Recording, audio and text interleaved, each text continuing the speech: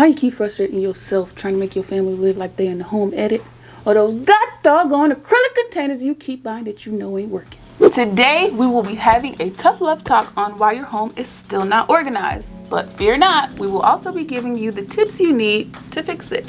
What's up, guys, and welcome back to P.S. Home Interiors. My name is Danielle and this is Ashley. On this channel, we share interior design and organization tips, tricks, and hacks so that you love where you live one room at a time. If that's something you are interested in, consider subscribing. All right, guys, so the first tip of the day is you're not decluttering. Y'all know we're gonna tell you when it makes no sense. Spending all of that money on the cute little bins and baskets when you haven't gotten rid of the things that, number one, no longer work for you and your family, two, are broken, expired, or unrepairable. You're just throwing temporary solutions at the bigger problem. There are zero shortcuts when it comes to decluttering. You have to go through your stuff and decide what you want to keep and what needs to go. I know, I promise you, I get it. It's not easy, but you can't maintain an organized home when you have more things than you can manage. It's easier to organize when you have less stuff. Period, poo. Reason number two why your house is still not organized is because you take on too much. If you are trying to get organized and get your life together, do not. I repeat, do not try to take your whole house on in one day. No. I don't even recommend that you take one room in one day. Yeah. If you have a mind that wanders, you'll end up with a bigger mess than you started with. Yes. Making you want to quit the process altogether, leaving you in a vicious cycle of a messy home. Breathe. Let's do it together. Inhale. Exhale. If an area of your home is too daunting, set a timer for 15 minutes. In that time, whatever you can declutter, start there. At the end of the 15 minutes, your room may not look like the photo from Pinterest, but you'll be moving in the right direction to your organizational style. Yeah, I'm really glad that you pointed out that it will be personal to the individual. It's okay for you to fangirl over the Home Edit and Marie Kondo. They make organizing look amazing, right? But you have to do what works for you and your family. I spoke with your family and they are ready to get rid of you. People are about to disrupt the peace in their home because they want their home to look like a photo or a Pinterest board. You spent $1,500 in a weekend making your pantry IG worthy, and now the kids want a snack and you're frustrated because they didn't put the fruit snacks back in the right color sequence. Come on, y'all. Unless you want to be even more frustrated because you're doing all the cleaning, organizing, and maintaining by yourself, just listen to me, your friendly YouTube lady friend. Don't do it. Before you even buy the first bin, plan your space. Give yourself and your family some grace. Create zones that allow the people you love to feel like it's their home too. Create a landing zone for those items that get dropped off by the door. Create a command center for things you don't want to forget and things you don't want your family to forget. Yeah, that's a good one. Most important. And then create a space for clutter. Spaces for clutter can be a basket at the end of the stairs to collect things that belong upstairs, but you're not quite ready to take them there yet. Having zones makes it easier to keep up with everything and puts less stress on you and the family to remember which colored bin the striped basket goes into. Yeah, they're confused too, y'all. You are really dropping some gems.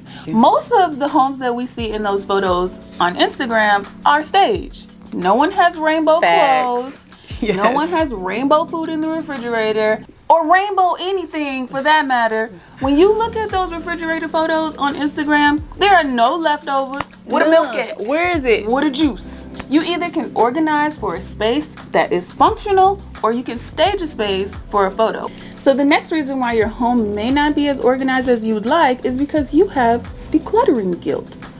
I know it sounds made up, but it's a real thing. Having guilt associated with getting rid of things or experiencing remorse when you give away something that someone has gifted to you is real. The reality is that at some point, it's no longer practical, healthy, or reasonable to hold on to things that you don't need simply because you're trying to hold on to a memory.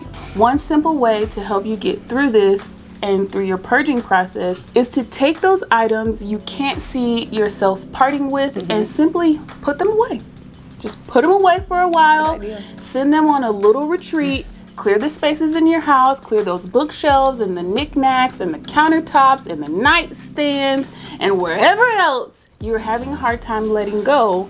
Take those decorative items and put them away for about 8 weeks. When the 8 weeks are up, and if you haven't forgotten about them, bring them out and use these 3 questions that I find helpful when trying to purge.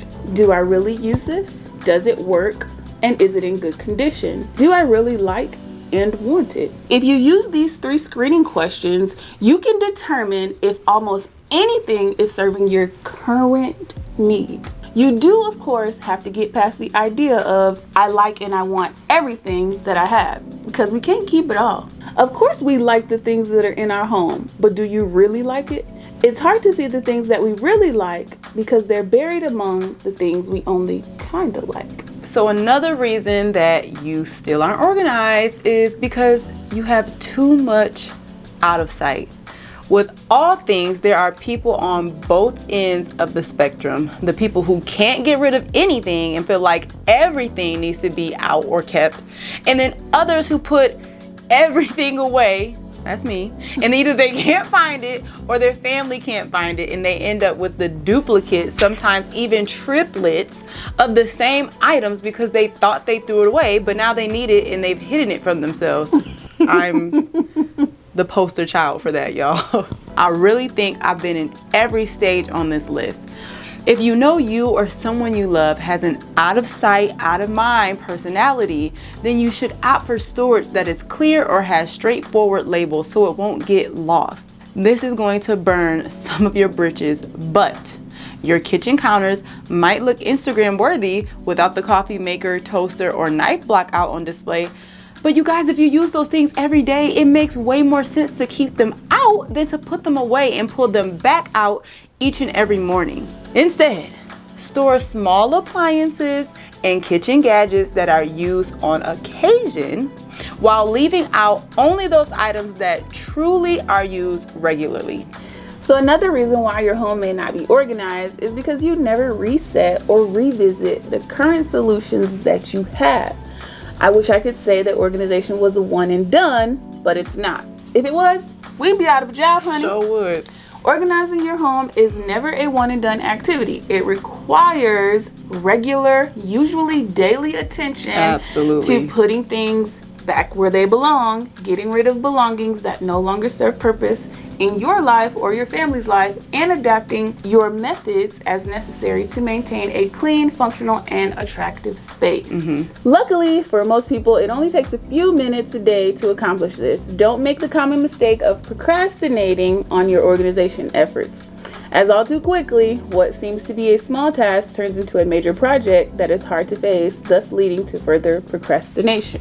You are absolutely right. Just as we cannot expect our homes to stay spotless after one day of bold efforts to clean with no daily plan for upkeep, we also cannot expect that our intense organizing efforts will be met with triumph without some form of maintenance. Right. Maintenance really isn't tough. It can take as little as 10 to 15 minutes a day. We can follow an organized system of simply returning things to their proper places daily. And finally, you guys, your house goals may not fit with your stage of life, and you know exactly what I'm talking about too. You know your family better than anyone else. Take some time to really observe those areas that tend to get crowded with things you use every day. If you notice that when you come home, you're dropping your keys off on the table by the front door, then put a bowl or a box there to store keys. If you notice that the kids take their bags and shoes off in front of the garage door, put up some hooks in a shoe rack to keep the area tidy and safe. You guys, this is my point. Figure out a better way that is more suitable with your stage of life. Your level of tidy may not be my level of tidy, and that's okay. Right. Your house goals need to match with the stage of life you are currently in. Organization is relative, you guys, and it changes as our needs change. To add to that, it's hard enough to change your own habits, let alone the habits of multiple people. Yes. Sure, you can encourage them to doing it a better way, but it should be already, kind of flowing into their current habits, not making them walk across the house to hang that jacket up. They ain't gonna do it. We hope you still love us. This was all the stuff that we want you guys to consider when creating those well-organized spaces.